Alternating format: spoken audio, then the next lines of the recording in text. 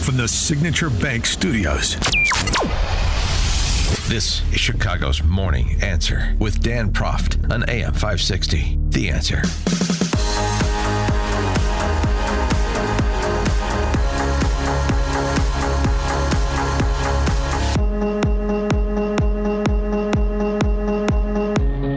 Top of the morning, Dan Proft here. We got a lot of protest ditties over the weekend. A little bit of chanting and some songs. And you know how I love a leftist protest song. You know, the chants are pro forma. They're always attendant to these little rallies, railing against billionaires not named Pritzker or Soros, and calling for a $30 minimum wage, and no federal troops because, of course, BLM Brandon and Jelly Belly have this. They don't need any help. No troops in Chicago! No troops in Chicago! No troops in Chicago. No troops in Chicago! No troops in Chicago. Invest in Chicago! Invest in Chicago. Invest in Chicago! Invest in Chicago. No troops in Chicago! No troops! Invest in Chicago! Just repeating those phrases like a good automaton because they're so meaningful. I feel much better about myself after repeating them. Don't you? Actually, that was something that this young lady running for Congress in the 1st Congressional District to replace Robin Kelly. Wait, right? No, to replace, to replace Danny Davis. That's one. Robin Kelly, 2. Anyway, her name is Christian Maxwell. And she observed this about those who decry the prospect of federal resources deployed to Chicago to help with the violence. It's the yuppie white women in Chicago who want to scream about Trump being fascist, yet they keep themselves carefully, safely tucked away in Lincoln Park. Come to Woodlawn. And not the cute part. No, go past 63rd. Come to Auburn Gresham. Chatham. Inglewood. Get on your scooter there. And do it about 7 o'clock. Okay. If you're not going to do that, mind your business. Okay. But Dane Davis is 7. Jonathan Jackson, who replaced Bobby Rush, that's the 1st. I made these numbers. Sorry about that. Yeah, Jonathan Jackson. She's running against Jonathan Jackson in the 1st Congressional District. That could be fun. Sounds no nonsense. She's certainly right about the raffles in places like Lincoln Park and Lakeview, the Gold Coast, all of those faux lakefront goo-goos that are interested in anything but good government, actually. Yeah, they're interested in their feelings, mainly. Again, chant along with BLM Brandon, feel better about yourself while the city disintegrates before your very eyes. But that wasn't the best protest song. And even this wasn't the best protest song. And you know, not only do I love leftist protest songs, but I love it when they're led by old, fat, androgynous, dirty hippies from a bygone era. Took back what he stole from us. Took it back, took back our dignity. took it back. Took back our humanity. Well, we went down to the rich man's house and we took back what he stole from us. took it back. Took back our dignity. Sing, y'all, took it Took back. back our humanity. And now we're out in the streets. Out in the streets. Out in the streets. Yeah, out in the streets. Ain't gonna let no fascists take. That's pretty catchy. Now, that was in D.C., but hopefully it becomes popularized with the help of Brandon Johnson and J.B. Pritzker. I'm going to hear J.B. Pritzker sing about going down to the rich man's house and taking back our dignity. And doing so unironically. But that's not the best protest song. The best protest song comes from a professional who's built a career on protest songs. I don't know if you saw, but Neil Young, yeah, he's still alive. He's married to Daryl Hannah. It's a cute couple. He played the Huntington Bank Pavilion at Northern Ireland last week, and he debuted a new song in the direction of Trump and this issue of using federal resources to improve public safety in places like D.C. and, prospectively, Chicago, Baltimore. It's a new ditty he composed called Big Crime, and it goes a little something like this. No more great again. Big crime in D.C. and the White House. There's big crime in D.C. and the White House.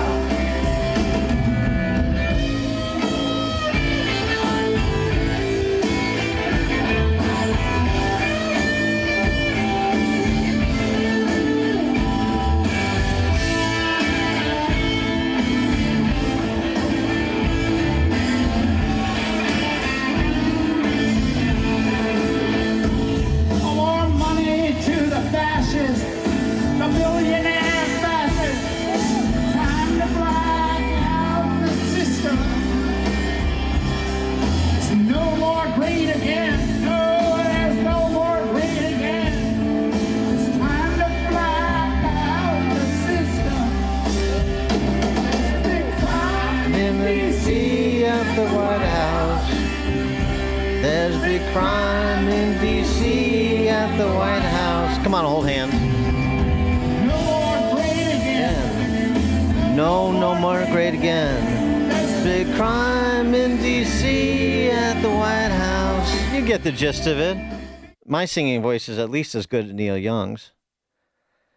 For more on this, he's actually an expert in law enforcement as a former Chicago police lieutenant, but he's got a good ear. We'll get his take on those protest songs. John Garrido, former Chicago police lieutenant in the 16th District, president of the Garrido Stray Rescue Foundation. If you want a furry friend, GarridoStrayRescue.org. John, thanks for joining us. Appreciate it. Great. Now I'm going to have those earworms playing in my head all day long. There's big cry, and not to mention that. the screeching of a Neil Young, too. I don't know, God, how that whiny, scratchy voice made it for Lowe these many years, but big crime in D.C. at the White House. You'll have that, and then went down to the rich man's house to get your dignity back. Those are good. I'm humming them now as you speak. I can't get them out of my head already. I assume you were there chanting along with Brandon Johnson, too, about no federal troops in Chicago. Chicago is the best fracking city in the country with the baddest fracking labor movement. We heard from Brandon over the weekend as he was celebrating the executive order that he issued, which attempted to impose municipal policing rules on any federal law enforcement that was deployed here, whether it's ICE or National Guard. What is the perspective of rank and file cops when it comes to things like ICE and particularly the National Guard? Yeah, so, well, I think aside from Brandon, I was the only other minority at that protest. But as far as police officers go, they work well with National Guard. National Guard is deployed here for a variety of reasons, and it's always been a very, very good partnership. This is all created by, as you said, I mean, it's literally the white liberals that are, or the people, actually, we don't even say white liberals, the people from the neighborhoods that need it the least are the ones that are complaining the most. You can't have this conversation without a few stats. So in the first 2 years of office since Brandon's been in, we've had over 5,700 people shot, over 1,100 people murdered, 17,000 robberies, 1,900 carjackings, 46,000 cars were stolen, and 16,000 burglaries. Of the 293 people murdered this year, 224 were black and 53 were Hispanic. We've had a whopping 15 white people killed this year. So that's what Juliana Stratton calls a manufactured crisis. She nailed it when you play that clip. I mean, she nailed it. It's the people that need it the least that are complaining the most. 49% of Hispanics want ICE here, as opposed to 24% of the whites. I mean, it's crazy that they just spin this whole thing like this. No, Christian Maxwell, she nailed it. I mentioned. She was the one that said it. Okay. Yeah. Juliana Stratton, the LG running for U.S. Senate. She's the one who, like many of her fellow travelers, has said that this whole business of Chicago being beset by endemic violent crime, that this is a manufactured crisis. You keep hearing that term, manufactured crisis. Oh, that's right. Yeah. No, and that's insane. The numbers go up and down all the time. Of course, back in 2020, we had 529 murders, but so far this year, we're at 293. We had 425 last year, 453 the year before. We've got thousands of people that are getting shot here on an annual basis, almost 2,000 a year. We're up to 1,700, I believe it is, so far this year. So it's to say that the crime in Chicago is manufactured. Yeah, is there a downward trend? Okay, from astronomical highs, but we're still higher than a lot of other places. So, whether it should be the National Guard or some other partnership with, ATF, DEA, FBI. And here's one thing I want to say about the National Guard. The best idea that these guys could do is utilize this, take this opportunity. We do a lot of scarecrow policing now. If you go down Michigan Avenue, you'll see the squad cars out there with the lights on, and that's scarecrow policing. You could take the National Guard, if they sent us 2,000 troops, because we're short over 2,000 police officers, send us 2,000 troops, right? And we could put them on Michigan Avenue. They can ride the trains. They can do the scarecrow policing, and then you could take those 2,000 trained police officers and then send them to the neighborhoods that need it most. And in the mayor's own neighborhood, Austin, although he does have 130 police officers protecting him there, so there should be some safe parts there. But you can go to a lot of these west side neighborhoods, these south side neighborhoods, and take those 2,000 police officers that are now freed up from scarecrow policing and let them do some proactive policing. But they don't want to do that. They don't want to try to look at the bright side. It's just everything against what may be. Yeah, it's interesting you mentioned that. There's a piece in the USA Today by a D.C. resident named John Malcolm, who actually works for the Heritage Foundation. But anyway, he made the point. In its efforts to defund the political set in D.C., its efforts to defund the Metropolitan Police Department have led to major staffing problems with roughly 800 current vacancies that have proven difficult to fill. So you're down all these officers. You have the National Guard come into D.C. and do essentially exactly what you say. They provide some cover for the local police to do the local police's job, and they can concentrate their resources more effectively in high crime areas. They're not spread so thin because they're understaffed, and it's even more pronounced in Chicago based on what you just mentioned. Yeah, look at the DNC. How many federal troops and how many people were here to assist the Chicago Police Department during that? And that was just for a convention. But that convention happened to be on the west side, so they needed to make sure that nothing would go wrong, and they loaded it up. So why not do the same thing? Why not just accept this as it is what it is, whether you like Trump or you hate Trump? They're coming here, so let's come up with a plan and utilize these troops in a way that's going to make it beneficial to the neighborhoods that need it. There's communities that are clamoring for assistance. Right. And that's why I it's tempting to say, let Chicago burn and, they don't want him. And then, then just let them figure it out. But, you have a responsibility to ignore the silliness of people like Brandon Johnson and J.B. Pritzker and say, no, I'm going to use the resources I have that I can legitimately deploy to help people who need the help, whether they voted for me or not. That's what political leadership is supposed to be. There are residents, and we've heard from, you just heard from one running for Congress, but there are just residents who have also spoken to media, and and some are organized as well, Chicago Flips Red and so forth, that are calling for those resources, that do say, whatever that you say the stats are, or however things have improved, that's not my experience in terms of my quality of life living on the west side or the south side in particular, but not limited, by the way. And so yeah, if I can help with resources that I have, then I want to do that. And if you want to take the position, for this is single instance where you otherwise want more resources for everything you do at the state level and the city level, Pritzker and Johnson, and more resources are always required for everything except when it comes to public safety. Well, you're exposing their hypocrisy, but more importantly, you're helping people in the process because, as you say, and as we heard from Jim Fitzgerald from the FBI last week, like if the National Guard and Snelling got together, the point guy for the National Guard and Snelling got together, they'd figure out, they do an MOU, they'd figure this out in 10 minutes, and everybody would have their role and responsibility, and they go to it, right? Exactly. 100%.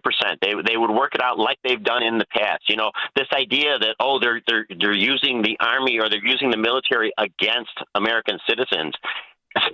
They're not. First of all, the National Guard, these are a bunch of local people that usually probably live around here. Yeah, anyway, exactly. Right. So they actually, you know, are proud to do the job that they do. They're not coming in here and they're not, this isn't the Gestapo, as I've heard many times, Yeah, or, right. you know, the National Guard is going to somehow come in and hurt everybody. They work well with the Chicago Police Department. They are a great supplement. And like I said, you could have them ride the trains. I've been seeing videos over the weekend of the pot train. I guess there's a red line, you know, train that's so filled with pot smoke that you can't even ride the train. Fights in a lot of these areas, you know, downtown. Use the National Guard there. Pull those officers that are just sitting there doing the scarecrow policing and put them into the neighborhoods that need the help the most. 86% of the blacks want to hire more CPD. 82% of Hispanics want more CPD. Only 64% whites want more police. And Brandon Johnson can't even answer the question if we were offered 5,000 more police officers. Exactly. Yeah. If you offer 5,000 more police officers, would you take them? Well, that's not how we do it. That's missing the point, Morning Joe. Yes. I mean, that was an incredible. And that's a softball question from an organization that supports him. Yeah. And he couldn't even answer it. If 5,000 more police officers, so they would be under Snelling's command, under your control, he still wouldn't accept them. And you want to tell me that he is not, you know, a anti-police ideologue? I mean, come on. Yeah, he's a one-term mayor, just like Lightfoot was. He won't even make the runoff. Well, you never know, but hopefully the other side of the house, we just had Trump last week, executive order on no cash bail, focused on D.C., but with an eye towards New York and Chicago and Illinois generally. The performance of we're not talking about her very much because of you know, Pritzker and Brandon Johnson sucking up all the oxygen. But what about Eileen Burke and the job she is doing so far as DA, as Cook County State's attorney? What is the understanding we should have from police interaction with the Cook County State's Attorney's Office under her stewardship, and then also address Trump's executive order on no cash bail? I'm told that there's actually it feels like there's a better relationship with the state attorney's office under her leadership. Well, that's a low bar. Yeah. It was a very low bar. I mean, you know, nothing's going to be perfect, unfortunately. And, you know, like I always say, I just rather look at the bright side of it. That is definitely better than what we had before. And there have been some improvements. As far as the executive order goes, that's specific to D.C. I don't think it's going to have any impact on us here. The Safety Act has been a complete disaster. Every part of it, including the cashless bail, everything that you look at with that Safety Act has done nothing but cause problems and make it less safe here in Chicago. John Garrido, former Chicago Police Lieutenant in the 16th District, president of the Garrido Stray Rescue Foundation. That's where I got my dog, Hayek. GarridoStrayRescue.org if you want to adopt a furry friend. GarridoStrayRescue.org. John, thanks as always. Thanks, Dan. And John joined us on the Turnkey.pro answer line. Hear about the big stories of the day, then talk about them right here on Chicago's Morning Answer on AM 560. The Answer. You ever wonder why Verizon charges twice as much as Pure Talk for the same basic service? Think it might have